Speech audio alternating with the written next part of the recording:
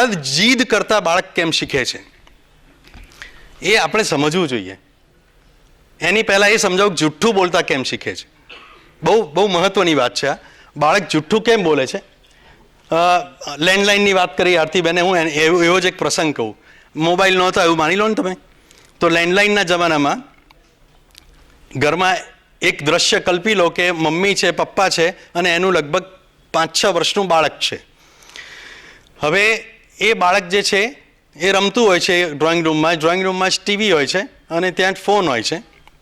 અને જે હસબન્ડ જે છે એ મહાશય બહુ જ કામ કરીને આવ્યા હોય છે, દુનિયાભરનો ભાર ઉચકીને આવ્યા હોય છે, હજી ઘરે ભાર ઉતાર્યો નથી હોતો.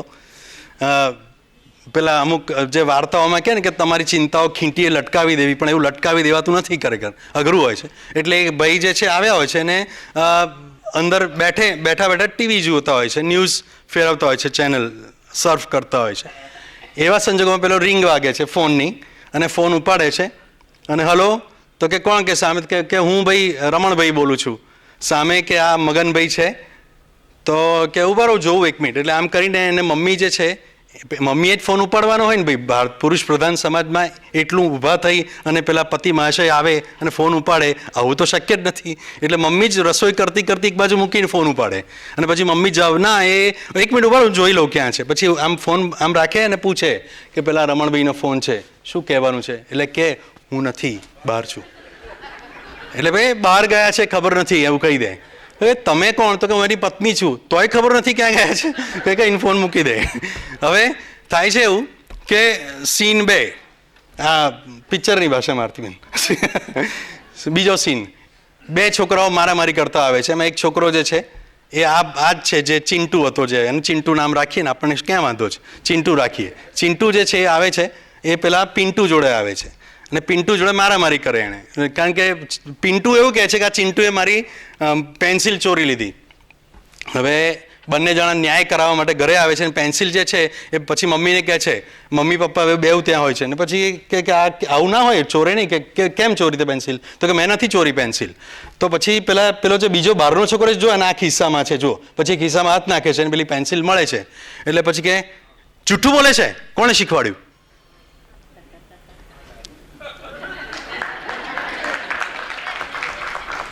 તમે વિચાર કરો, આવું કેટલું બધું આપણા બાળકો શીખે છે. આ તો ખાલી જૂઠું બોલવાની વાત છે, મેન્યુપ્યુલેશન કરવાની વાત છે. અને પછી આપણે બાળકોને પુસ્તકમાં લખ્યું હોય છે સત્ય, અહિંસા, ચોરી ન કરવી, વણજોઈતું ન સંગરવું. પણ આપણે એટલે પ્રેક્ટિકલી શું છે આ? સાચું શું છે? પુસ્તકમાં લખ્યું એ સાચું છે?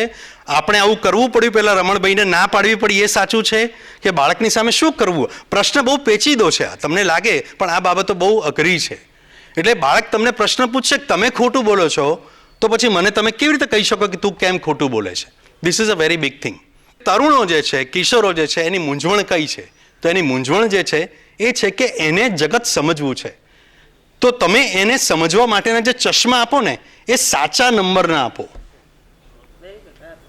સાચા નંબરના ચશ્મા આપો.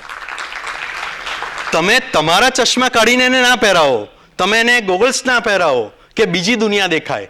એને શું જરૂર છે એ દેખાય, એ બહુ મહત્વનું છે. આના માટે તમારે એની સાથે બેસવું પડે, તમારે એની સાથે વાત કરવી પડે.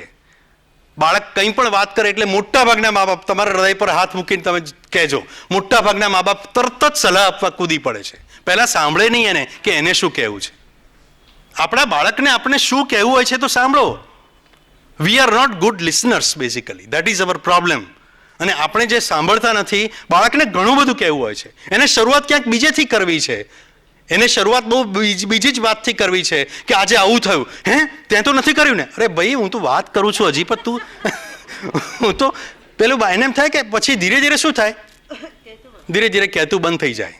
તમે મારા ઘરે આવો ને પહેલી વાર હું સરસ ભોજન કરાવું, બીજી વાર આવો ને હું સરસ પછી તમને આઈસ્ક્રીમ ખવડાવું, ત્રીજી વાર ચા પીવડાવું, ચોથી વાર થોડાક મમરા આપું, પછી 5મી વાર પાણી આપું અને 6ઠ્ઠી વાર કેમ છે એવું પૂછીને બાય એવું કહી દઉં, તો પછી 7મી વાર તમે આવો ભૂખ્યા હો તો ના આવો.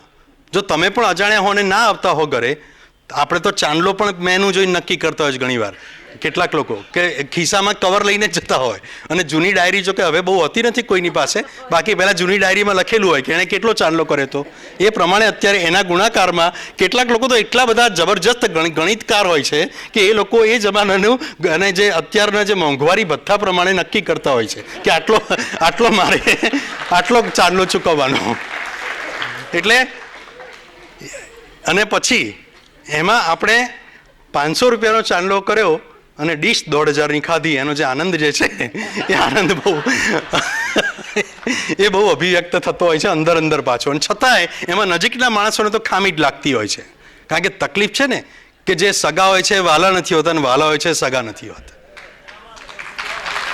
મૂળભૂત તકલીફ આ હોય છે.